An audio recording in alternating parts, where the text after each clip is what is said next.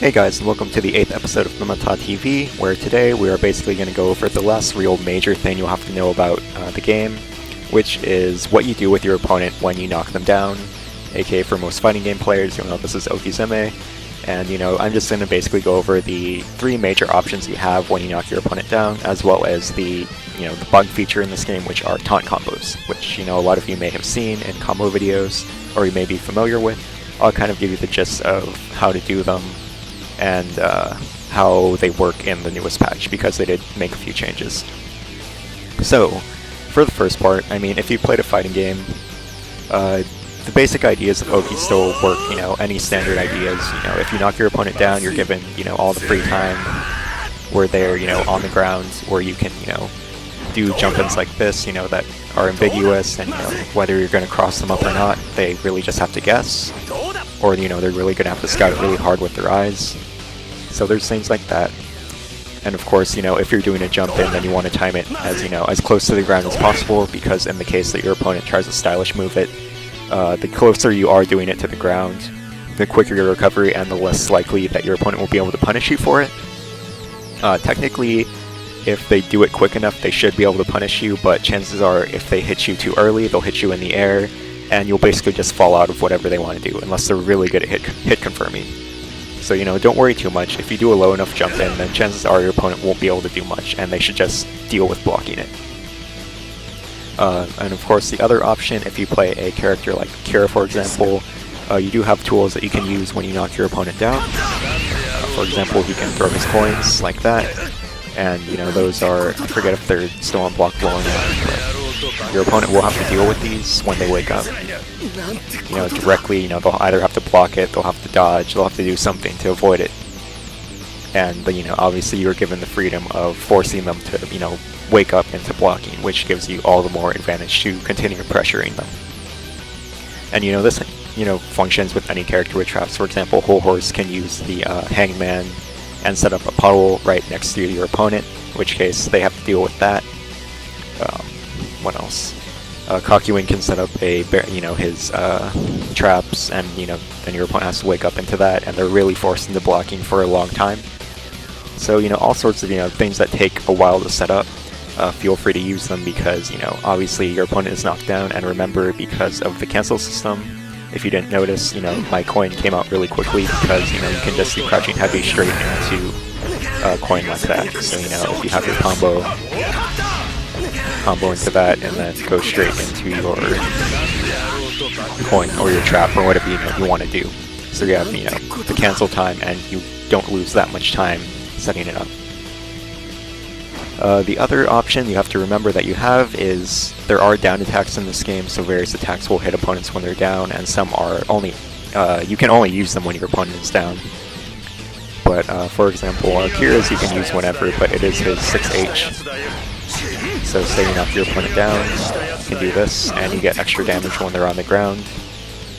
Most characters that have these, you have to be careful, because the timing can be somewhat severe. And let's see if I can show it.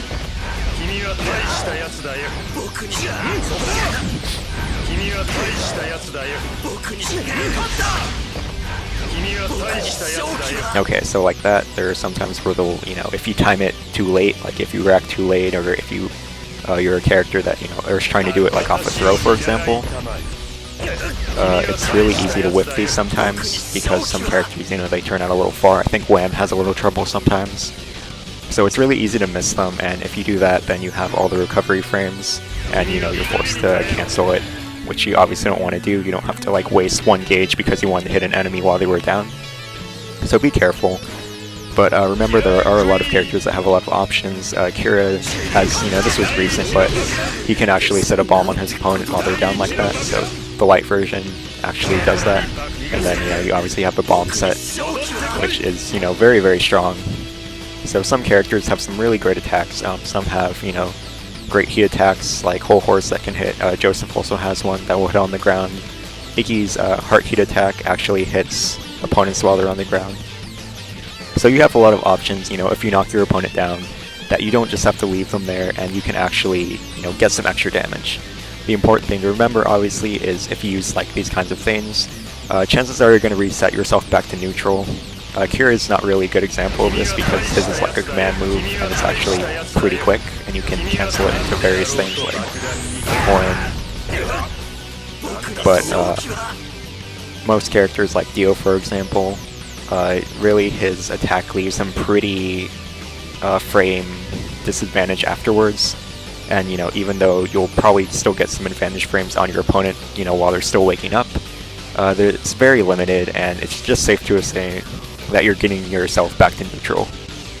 So just, you know, for, you know, what the basics are right now, just remember for standard Oki, you know, you have all the time and you have the opportunity to get cross-ups. In other words, you know, force your opponent to guess left or right. For down attacks, it's, you know, some guaranteed extra damage, but you're sacrificing a second Oki attempt in that you are resetting the situation back to neutral. And the last thing you should know about are taunts. Taunts in this game work a little differently. You know, in most games if you taunt, it's just like that, and you know, that's about it. But in ASB, say you knock an opponent down like that, and you taunt, you get this short little cinematic where it, you know, it zooms in on your character, and it actually forces your opponent back to stand up. You know, it's not like, and this can only be off hard knockdown, so, and if your opponent doesn't tech something, or, you know, if you just do a hard knockdown like off a sweep, then you have the opportunity to taunt like this and wake your opponent up. So why would you ever want to do this? Because it seems like you're just resetting your opponent to neutral. Well, if you play a ranged character and you have attacks that can knock an opponent down from afar, so this isn't technically a hard knockdown, but say something you do that and you knock your opponent down. That's not what I want to do. But say that happens, they don't tech it. You know, since you're across the screen, you can taunt them like that, and if you didn't notice, your opponent's gauge get lowered, or is lowered every time you taunt them when they're on the ground like that. It's not a huge amount, but if you are consistently knocking your opponent down, and say you're just not doing anything, it's better just to taunt, because at least if you're doing that, you're chipping off, you know, little by little gauge that they could have used for something. So, you know, if you play a ranged character, that's one way to use it. The way that people have started using it is actually, say you do this, and you're right next to your opponent. As you can see here, you actually get frame advantage on your opponent while they're still waking up. So, you know, if you're right next to them, you have the option to do about everything from throwing out a quick low, doing a throw, or Jonathan, of course, has his overhead. And basically, since you have this little frame advantage, if you can time it right, your opponent really will have to guess what you're going to do next.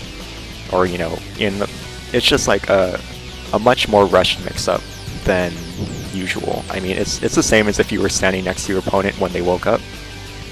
But due to just kind of the timing of taunts, your opponent really has to think a lot more, and it really catches a lot of people off guard.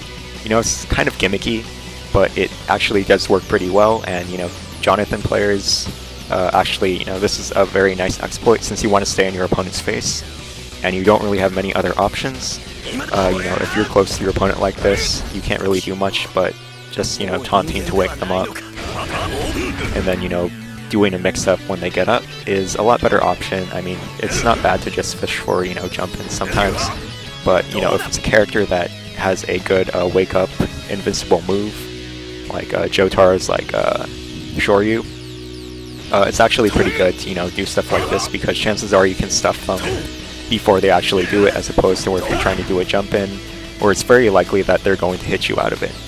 So it can vary, you know, by what character you're fighting, but it's a good thing to remember, and it can, you know, really throw your opponents off guard. So if you mix them up with, you know, normal Oki, it can be really threatening. Plus you are taking off a little gauge every time you do it. And that about covers, you know, the basic ideas. So the basic ways to remember it is standard Oki. The benefit of doing it is if you have slow to set up moves, it gives you all the time to do that. And of course, you can fish for cross-ups, in other words, forcing opponents to get left or right. Down attacks are guaranteed damage, and it resets the situation to neutral in most cases, so it's best to use them with caution in that you are sacrificing a bit of something, but you are getting guaranteed damage in return. And of course, taunts, you are taking a little bit of your opponent's gauge, and if you are playing a rushdown character like Jonathan or any other character that benefits from being in the opponent's face, you can get a really quick mix-up where they have to guess like high, low, or mid. So those are the basic ideas of Oki, and the last thing I just want to cover are taunt combos. Taunt combos were a little bug that was found back in, I don't know, probably when the game started even, but the basic idea is if you have a character with a projectile, then chances are you can do a taunt combo, and these are essentially functioning like down attacks, even though they are called taunt combos. It's exploiting the fact that you stand your opponent back up when you taunt, as well as the fact you can cancel projectiles. So let me just try and show an example here, hopefully I don't mess it up.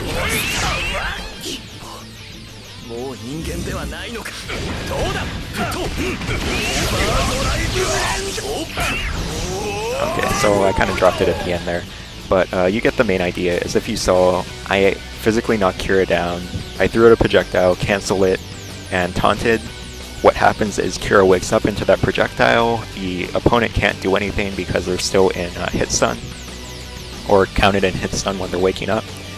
And of course that hits them, and you can, if you react fast enough, you can combo them afterwards.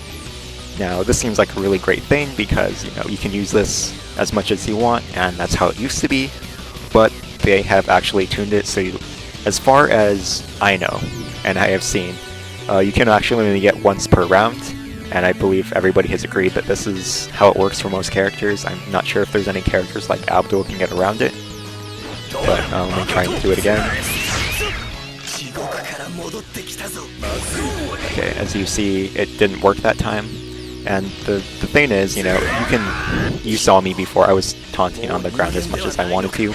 As you can do that as much as you want, but as for taunt combos, you can, once you successfully get it to work once, for some reason, I don't know how they figured out how to do this, you can no longer do it once you manage to get one hit. And before, it was kind of odd because if you taunted, then you automatically forfeit your ability to do it. But this time they actually have it to confirm that you actually did it properly. So it is kind of nice in that way that you can plan when you want to do it. So you can, if you want to taunt prior and exploit, like if you're a Jonathan player and you only had one gauge and you couldn't really pull it off, now you have the freedom to use your taunts whenever you want, and then you can taunt combo at the exact position you want to do it. So it's really great for certain characters, and of course it hurts some because taunt combos, even for Jonathan, are a big source of damage for certain characters because, again, Jonathan can actually do 2 supers if you do it properly. Let me see if I can show it. Whole Horse, he got a lot of big damage, and Gyro as well. And these basically just made them better characters, especially for Gyro and Whole Horse, who are already good characters. Jonathan, it more made him comparable to the rest of the cast. But, oops.